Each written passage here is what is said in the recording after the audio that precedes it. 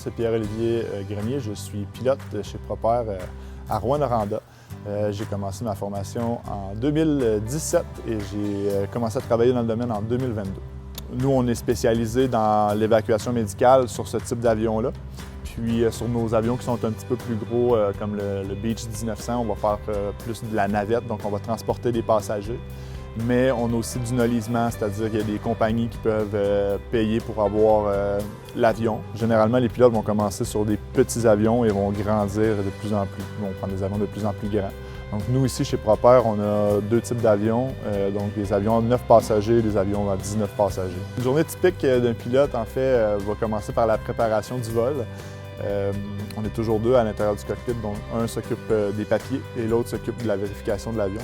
Ensuite, on embarque les passagers et on va décoller vers l'aéroport de destination. Donc à bord de l'avion durant le vol, donc on a plusieurs phases de vol, donc la montée, la croisière, et la descente et l'atterrissage.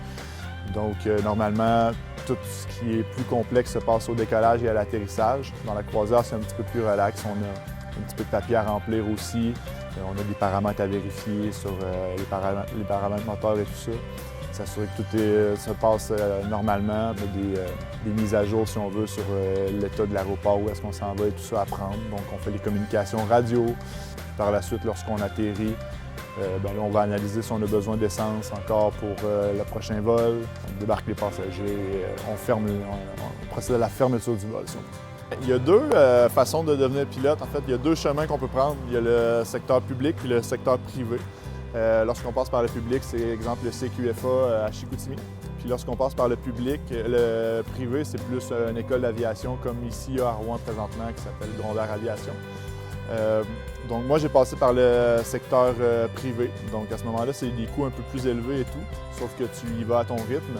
Moi, j'ai eu un premier métier. En premier, j'étais cuisinier avant d'être pilote. J'ai commencé ma formation à l'âge de 28 ans pour être pilote. Puis j'ai commencé à l'école d'aviation de Rouen ici, donc avec un instructeur. Donc au début, tu commences sur des petits avions, des 2 places ou 4 places. Tu apprends toutes les bases du pilotage. Puis par la suite, il y a une évolution. Normalement, les gens vont passer par l'instruction, donc ils vont devenir eux-mêmes instructeurs de vol.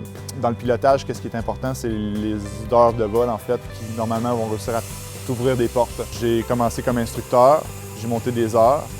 Puis par la suite, j'ai réussi à passer sur le King Air, en fait, qui est l'avion juste derrière moi, qui est un 9 places, un plus petit avion comme copilote, donc en étant assis à droite.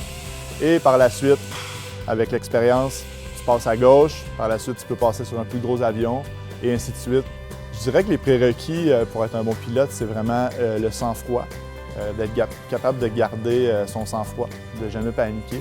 Il faut vraiment s'assurer d'être capable de voir toutes les options qui s'offrent à nous, puis être capable de prendre la bonne décision.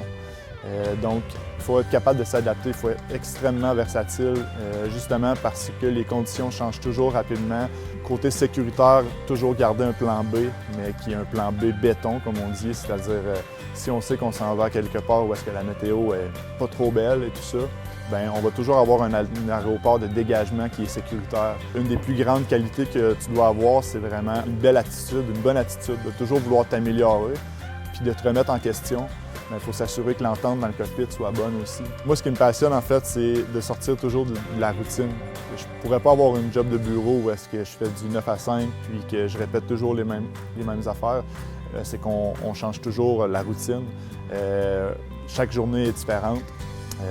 On peut arriver au travail puis avoir un problème mécanique sur l'avion, puis là, il faut changer d'avion, puis là, il faut changer la planification au complet. Donc, c'est toujours... tu t'ennuies pas.